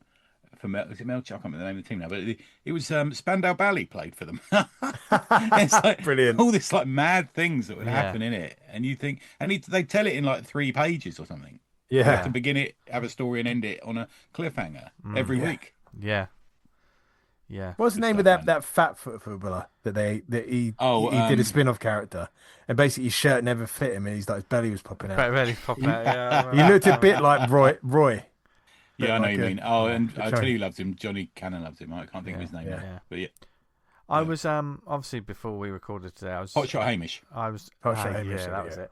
I was just looking at my shelves and stuff, and I saw the Death Wish collection, and to see his surname there, I was like, I immediately thought I'm gonna have to take that and read that again because I really enjoyed that. Yeah, I read that. Yeah. So yeah, Tom bought me Who Shot Roy Race. The graphic they put it together. Yeah. Tom bought me that for Christmas last year. Yeah. So as always, if you are fond of the work, please rediscover it. And anyone who may not know, just have a look, have a Google, see if there's something you like, because there's some great comics in there.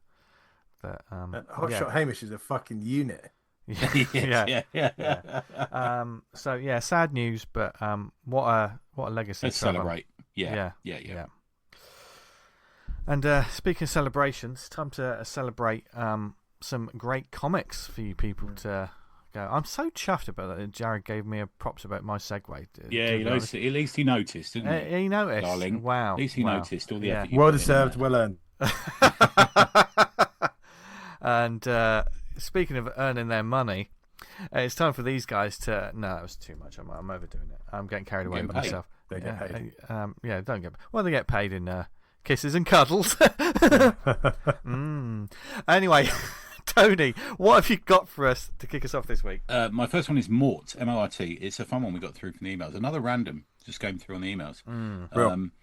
Body Worth Burying is the title of the story. Writer creator is Travis Brown. Art and colours by Nate Walkington. I love that title of that story.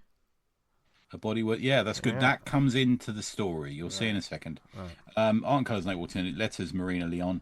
There's a couple of variant covers by Henrique Kennedy.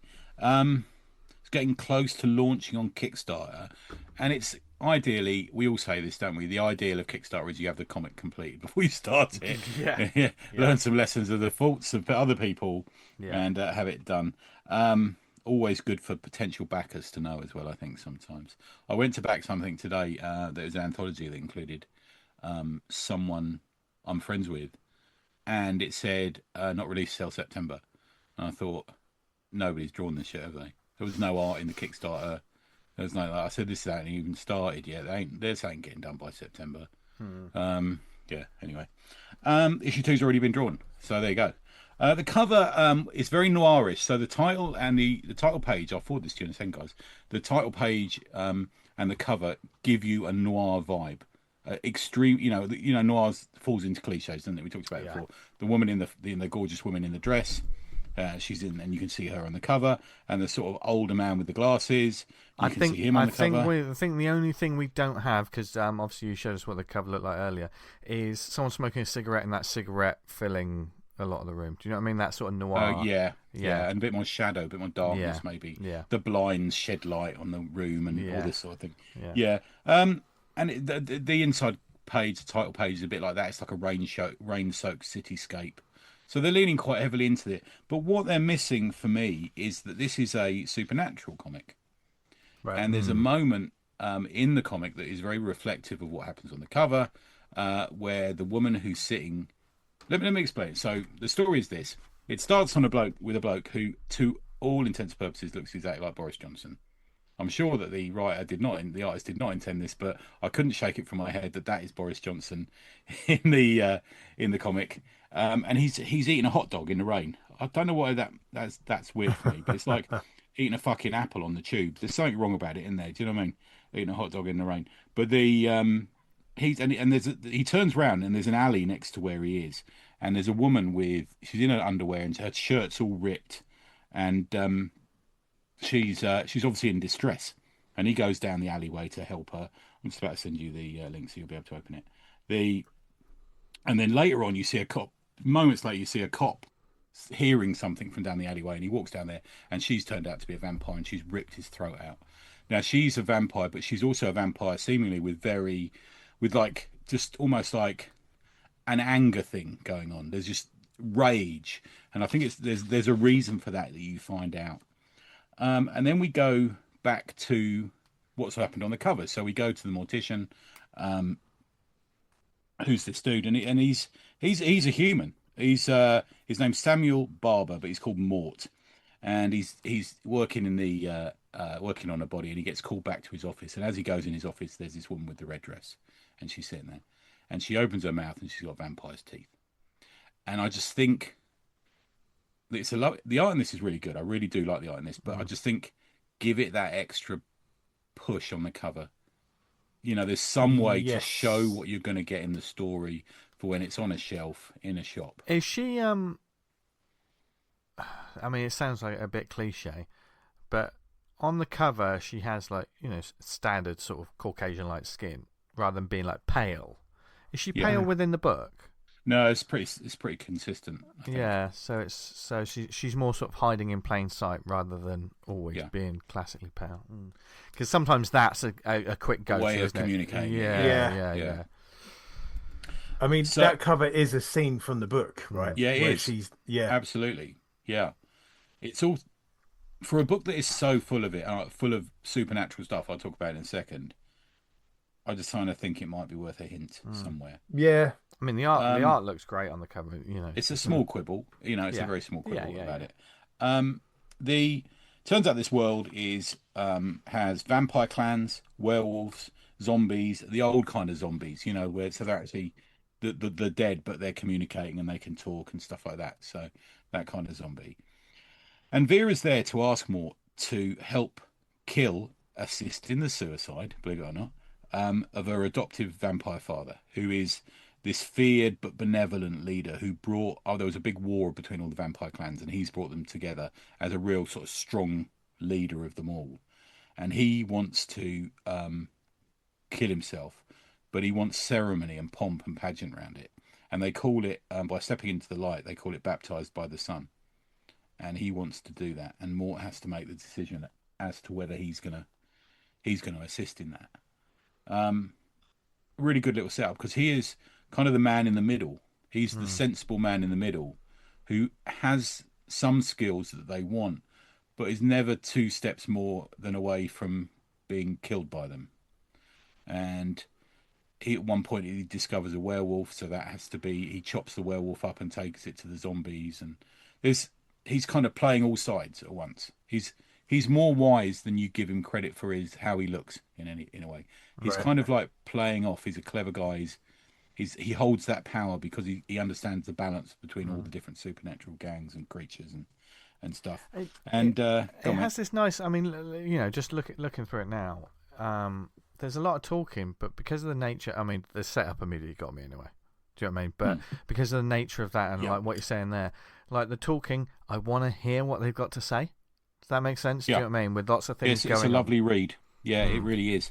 It's not a slog, but there's a lot of talking in it. Little bits of action, and you know, the designs on the characters are really good. There's no loads of noodling in the art. There's no sort of noodled everything. It's very straightforward and readable.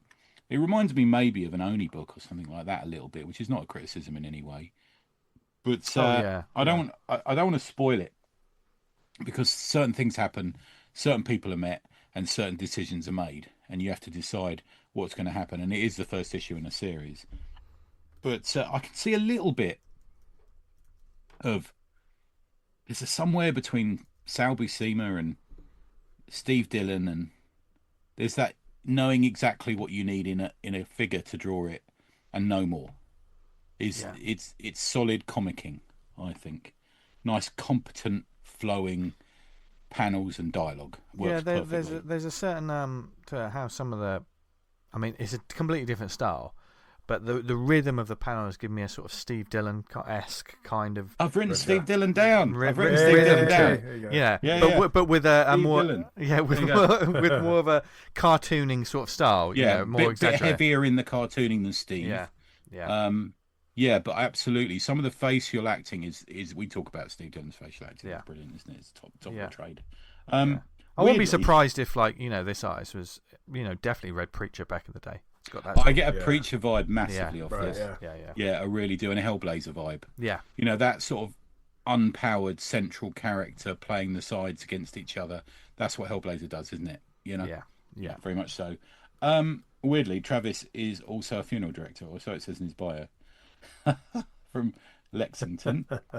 Nate is also in the US. He's from Florida. If you go to jetsettercomics.com, you can find out more news. Instagram, it's @Mort, MORT, .comic. And Travesty Production, you can find the writer. and Nathan Nyil. You can find the artist. Yeah, good nice little find. Thank you guys for sending it through. Nice, lovely email, very clear. A little bit of summary of the story to get my taste up. Lovely image of the cover. Yeah, good. Mort, M-O-R-T. Look for it on Kickstarter any day now. Yeah, and on jetsetcomics.com is also really good because it's just very clear. It's all there. Do you know what I mean? Oh, yeah, good panels. It's got a little video. It just, it's really good. I like it when people keep it simple, or they've got like a special sort of like little page for it. Yeah. Because sometimes I think you don't all have to put everything on Kickstarter. It's nice to just have just a simple page for your book as well, doesn't it? Because a Kickstarter has a life, has a certain shelf life, doesn't it? There's more to it than that. Yeah, I do like the idea of Travis is cutting up a body, and he's, as a funeral director, and he's thinking, like cleaning up a body, and he's thinking, what if this was a vampire? Yeah, write what you know. Exactly. Yeah. He don't look he doesn't look like a funeral director. God bless him. But yeah. I wonder. Yeah. It's weird thing about titles, like if you kind of release a book on Kickstarter and then it goes on to have a life of its own and you're selling your own site, people Google it, the Kickstarter will often be the first thing that comes up. Like every time I've looked for a book that I've got a small press, first thing is like if they run a campaign, that's the first thing to pop up. Yeah. So take that for what it is. It's becoming the main place to go for comics, Kickstarter these days. Yeah. Hence the shout out section of the show. Who's next? Dan, you got. I've got two. Yeah. So staying on sort of topic and getting like the most modern comics coming out, I'm going to recommend a 20-year-old comic that I haven't read before, and that's Punisher presents Barracuda Max. That's not 20 years, is it? Yeah. Fuck you. Yeah. Sorry. 20 years old. Marvel Knights is what, 26 years? Fucking hell. Because I remember reading the Punisher Max series, like when Barracuda showed up in it, the beautiful girl and Parlov pages. Yeah. Fucking hell. Oh God, I'm aging like that bloke from The Last Crusade. Fuck me. Carry on, Dan. So this follows the Barracuda doesn't die in Punisher and comes back and trying to go up against Frank again, but this is kind of like follows a sideline of his when he tries to get enough money together to go back at the Punisher. It's written by Garth Ennis, illustrated by Goran Parlov, which like is the fucking dream team with fans when you get to them. Yeah, this is like Ennis dialing it up fucking to the max. Like this book will offend you if you're so inclined. Most pages have at least a racial insult or a homophobic slur. There's because he's a villain. He's a villain. Everyone in this is an absolute arsehole. Like there's no good guys in this, so to speak. There's like a dodgy priest. There's someone gets sodomized with a 44 Magnum. It fucking goes there. Like a lot of action, lot of really dark humor. I find I don't like all of Ennis's stuff. Like a lot of his boys' stuff, I'm like, this is too much for me. Like his real hatred of superheroes. Sometimes he seems to overcompensate. And like, I really want to show you how much I hate superheroes by having this stuff done to him. But when it's stuff like this, it's like, man, it's fucking spot on for me. Stuff he does in the Punisher, spot on. Sarah, spot on. Just loving it. It's just slightly more tempered. And this. And the artwork by Parlov is just fucking on point. I absolutely loved it. It was. At the moment, I don't know what he's doing at the moment. I don't know. Sometimes I see stuff online and like he posts on social media. That's lovely. He's just a workhorse. Were they doing a movie of Starlight? Were they? I'm not sure. I think so. There's loads of deals. Who knows what happened? I wonder if that's what he's been doing in Japan, because he's just back from Japan, isn't he, Mark Miller? What made me laugh was this panel. I got this book based on one panel. God, Dan, can you say? And you can say this. Yeah, I can say it. Yeah, right. A mob guy pulls up and goes, "Okay, get in the fucking car."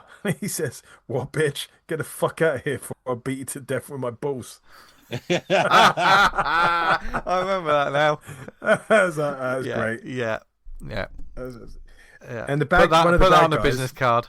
Yeah, it's like basically Christopher Walken, but like a caricature of him. and it's fucking spot on. Like even when he was talking, I could hear Christopher Walken's voice. It was like the inflection and everything. Absolute fucking gem. I loved reading it.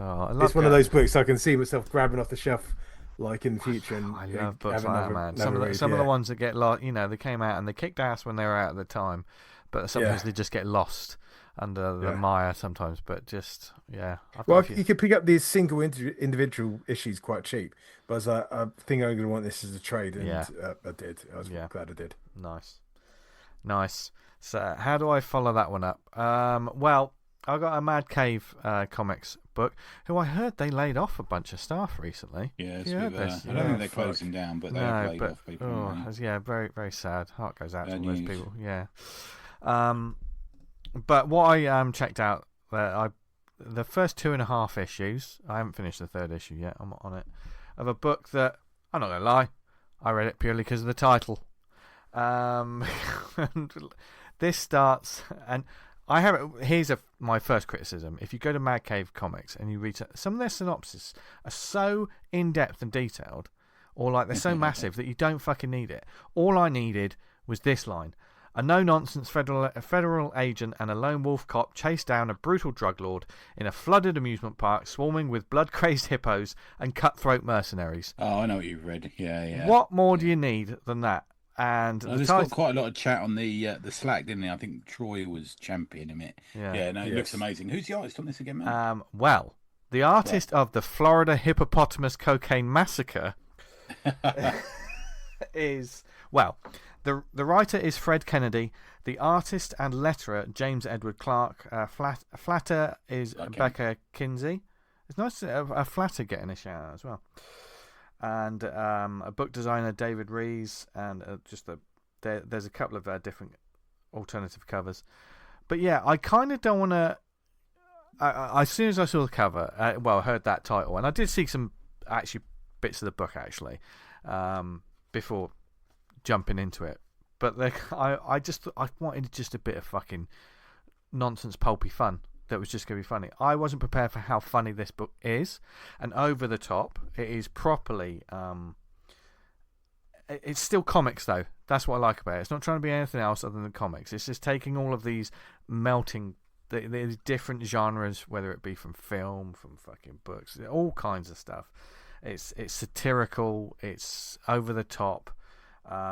People are dying and saying things as they're saying something ridiculous as they're dying. Like there's a bloke that gets chopped in half at one point and is still going, "Oh, I love this job," stuff like that. That's like almost like a high octane comic trauma film, if I could put it in a, if trauma had a budget and put it on the page. Yeah, I get that. I can see that. Yeah, and it immediately kicks off because the book as well has almost like a crypt keeper like person who introduces each issue, but this crypt keeper is it's basically like a classic sort of 80s female politician. I think she's the first lady, but she's got massive hair, almost looks like an American Maggie Thatcher.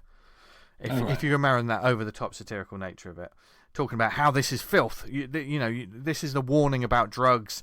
Watch this video, which is a warning against drugs, and then when you get into it, it's just absolute crazy nonsense about Disco Hippo Wonderland and the Coke 45 drug which gets created.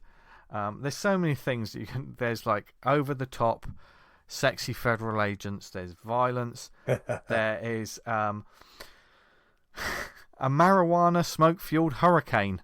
In some ways, I mean, if I could cut out most of that synopsis and just take certain bits of it to sell it, that would be enough to sell it. It's just great. There's like, you got a classic sort of, there's an overly sort of sexy female agent. You see a bit of a backstory, and her backstory is ridiculous. The more you read the comic, the more you think this is ridiculous, and I love it. It's almost got a sort of 80s punkish energy, like almost a UK sort of punkish energy to it. Okay. Yeah, which I quite like. And I did learn something about hippopotamuses, or hippopotami, which was quite good as well. I'm not as it goes on. It wasn't the the monster movie that I thought it was going to be. I thought it was going to be like, you know, when we have Bear Apocalypse and stuff in the background. I thought this was going to be hippos everywhere, and it's not. It is almost like a over-the-top Miami Vice Grand Theft Auto story that's got monstrous bloodthirsty hippos in it. There's a group of SWAT guys come in, and they've just got like the riot gear on, and every single one of them is going, "Oh, I can't wait to finish the day and go home to my family. Oh, do you want to see the picture of my wife? She's just had a baby." Every single one of them has a story about what the rest of the, you know, they're looking forward to going home, and you know immediately, well, they're all going to die. So the jokes land. It's a good laugh. I mean, I don't know who knows whether it'll stick the landing. Some of these series start strong and tail off near the end, but it's so bonkers that I can't see it not sticking the land. Even if it just stops suddenly, it's like great word of mouth on it. Yeah. Okay. Yeah, and even like, you know, there's some when someone's jumping through the air, you know, the physicality of it or the way their body moves. Yeah, it doesn't look like a human body can do that, but that's part of it. These people have massive hair and, like, you know, just doing absolutely ridiculous things.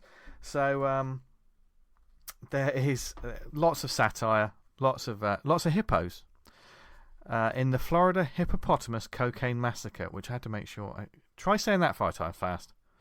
But like I say, 3 issues out so far from Mad Cave Comics. Go check it out from your local comic store or on Global Comics. And yeah, I think you'll enjoy it. That's mine. Good stuff, man. Dan, you've got another one, haven't you? Yes, mine's the second one. Let me just get the details of it. It's a comic I saw. I didn't realize it was quite well known.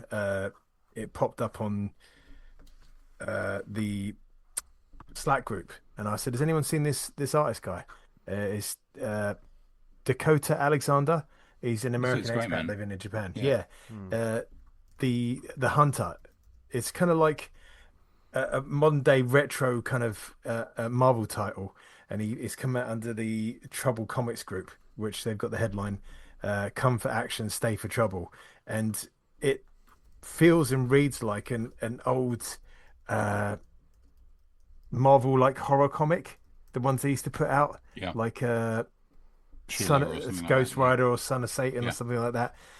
In it, the Hunter is sort of like an avatar of Herne the Hunter, and he's like hunting these werewolf characters, and the art style and writing apes that period of comics, and Dakota's artwork homages that period so well, and the coloring so well, that it feels like it could be ripped right from that age. It's so spot on. There's a whole selection of adverts that he's done in the comic that I had to double check that they're custom made and not just scans from original comics. Like, you know, you used to get like a whole list of things where there'd be like a bike, a telescope, a TV, like advertising. You send away like this sheet or ring this number and you can get one of these items, or there's a whole list of comics and stuff.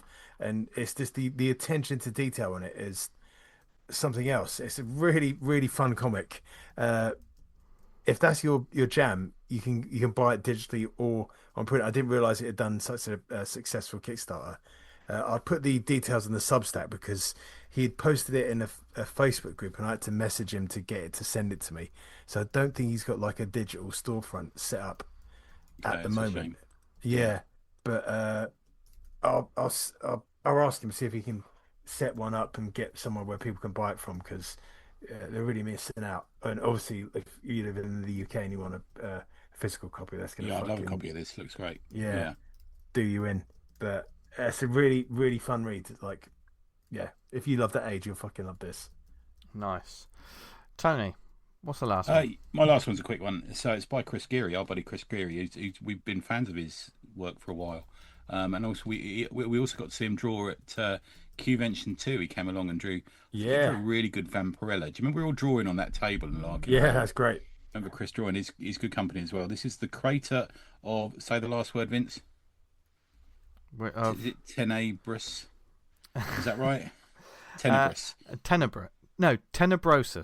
Tenebrosus. Krater of Tenebrosus. It's a book it's a story from Aces Weekly, so it's got that sort of double-decker newspaper strip Sunday Funny kind of way it's drawn, and we know that Chris is a good storyteller, having read his stuff before. He really knows how to tell a long and a good and an interesting and action-filled story. And I feel like this is him playing again with storytelling, because it's hard to describe, but it's the story of the characters on the side of a Grecian urn in what looks like probably a sort of holiday maker shop somewhere in Greece or Crete or somewhere. And the characters, you can say in a way, come to life and move from off the urn elsewhere onto another urn into the, you get the sort of side view of someone holding a sword, or you know, someone like this, or a monster or something like that. But they jump off, but they don't really move much. They're not 3D'd. They're still in a sort of 2D world. But you get this story that happens of them breaking free of the urn, and then this warrior encounters the Minotaur, and then there's these other two characters, and it ends with them actually breaking the side of the urn and releasing themselves from it like that. And it's just a very quick read, not got any words in it, but playing with the form in a really funny way, and is perfect for that sort of read to the right kind of just double paneled stack. It's really good. It's I suspect that, I think Aces Weekly tend to sort of release stuff, don't they? Sometimes you see strips coming out there. Not enough, actually, because there's a lot of good stuff on there. And I think you can probably see some evidence of it. It's a short but fun read. If you go to Instagram, you can find Chris A. Geary, Gary, Chris A. Geary on there. If you go to Chris Geary online.myportfolio.com is his website, and you can see that. Or he tells me, if you're at the London Comic Mart on May the 10th, you can probably bump into him and have a chat with him. There you go. But yeah, good geezer. And thanks, Chris, for sending it through. There you go. It's my second one. Nice. What a great bunch of comics there. That's an episode and a half, isn't it? From fantastic, fantastic creators from all over the world. And we hope that you check out the books and discover something new today, which is kind of what this show, it's the lifeblood of this show. Raison d'etre. Discovering new indie comic books and fantastic creators. And we just get a shot in the arm every time new voices and new faces. We do, don't we? Yeah. Come on. And this particular week was no different there. And we hope you really enjoyed it, especially with all the sort of topics spoken about as well. And if there's anything you'd like us to talk about in the future in terms of making comics, if you yourself are a comics maker, or perhaps you're a comics event organizer, please do get in touch. We'll put some shout-outs, or we'll check out your work, all kinds of good stuff. There's several different ways you can get in touch with us. You can email us awesomecomicspod@gmail.com. You can follow us on social media at awesomecomicspod on Instagram, at the awesomepod on X, and you can, if you want to help support the show and wear some damn sexy threads at the same time, telling everyone that you make comics, because that's the coolest thing in the world to do.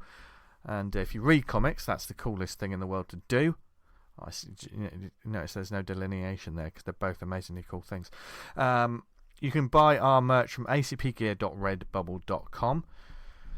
Get in touch with us and join the Slack community. We talk about it on a weekly basis, but there is a wonderful forum. Lots of people use Slack, whether it be for business work or whatever. We use it to talk about comics, and there's a fantastic group of people on there. Get in touch with us. You can join the community, the ever-growing community of people on the ACP Slack that are there. There's loads of different channels to talk about art, conventions, Kickstarters, keep the conversation going on the podcast discussions, general. By the way, everyone that's really cool on there and really respectful, and there's thoughtful discussions rather than arguments, which is why we love it. Can I just add something? It's just a late entry in we put a shout out on the Slack for people who want anything shouted out on the podcast. Mm-hmm. And can I give a last minute one for Monday the 27th at the Walrus, Ship Street in Brighton from 6:30 p.m. Alex Fitch will be interviewing Terry Anderson and John Curtis about cartoonists.rights.org. So Simon says, come to Brighton, I'll stand you around. Or you can join the live stream, youtube.com/panel borders video. Nice. So that's tonight. As we release on a Monday, that will be. Oh, it is tonight. Yeah, pardon me. Yeah, so sorry. So if you're checking this out on the Monday, if you can get there, get to that. That's what we do. People get in touch with us. We shout out on the show. That's what we do. Simon. We're good eggs. And who doesn't love eggs? Unless you're vegan. What? Put that condition in there. Well, I mean, we have still might like eggs. Somebody writing. Yeah. And also the Substack. You can listen. Like we said, we mentioned it. You know. Did we mention it, or was it afterwards? We did. I was trying to link up. I was trying to link up like the books of the guests and the hosts, so you can click on them and go check them out. So you can, if you want to follow the show via Substack, search for the Awesome Comics Podcast on Substack, or if you just look for Small Press Comics Podcasts, number one, baby. We are there, and we will always be number one. Hopefully, in your great hearts. Numbers on there. We don't really pimp it enough, but there's some amazing numbers coming through on that. So thank you to everyone that's heard this show, our recent shows. If you're a new listener, we really do appreciate it. And you know, I know we're just three dudes sitting in a dark room talking to each other. We are clothed. No, not always. But you know, we're just here to share the love of comics, and we really do appreciate it. Whether you heard us on awesomecomics.podbean.com, on the Podbean app, perhaps you listen to us on Apple Podcasts. If you do, go on, leave us a 5-star review. Go on, say something nice. And the reason I say this, it's always the hard sell, isn't it? But the reason I say this is because that will sort out algorithms and push us a little bit up the charts, and then more people will discover the show, and then more people will discover some of the books we talk about, and everyone will discover new comic books. So that's why I say it every week, but there is a reason for it. Likewise on Spotify. Say something nice on there, and thank you if you listen there. We're on Amazon, Stitcher, Podnose, Podknife. What other networks are we on, Tony? I once had a dream where I shit out a trout. But what networks are we on, Tony? That one. Oh right, okay. You've made it a podcast stream as well, have you? Yeah. The Growing Rod. Oh, it's that time of the night where he's... That's a callback. That's a callback. Yeah. Wow.